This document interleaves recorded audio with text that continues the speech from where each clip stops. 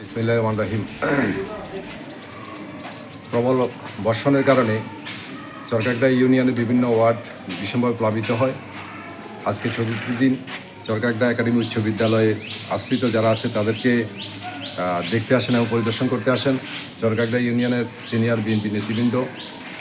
তার মধ্যে উল্লেখযোগ্য হলো ইসমাইল হোসেন সিরাজি, আব্দুল হক, হালিম ভাই, জসিমউদ্দিন মেম্বার এবং আরও অনেকে আসেন তাদেরকে দেখতে এবং তাদেরকে নগদ অর্থ সহযোগিতা করেন এবং তাদের ভিতরে ত্রাণ বিতরণ করেন।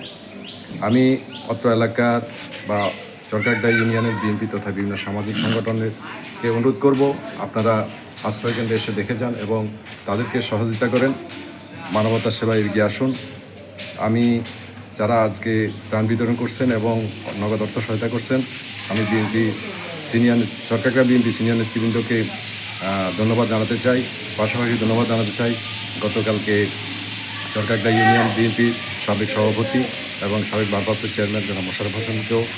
তার সাথে সাথে আমি ধন্যবাদ জানাচ্ছি অত্র এলাকার যারা স্বেচ্ছাসেবী কাজ করছেন, তাদেরকে আমি ধন্যবাদ জানাই তারা যে সহযোগিতা করার জন্য এবং তারা যে এখানে এসে আশ্রিতদের মাঝে বিভিন্ন ত্রাণ সামগ্রী এবং নগদ অর্থ বিতরণ করছেন।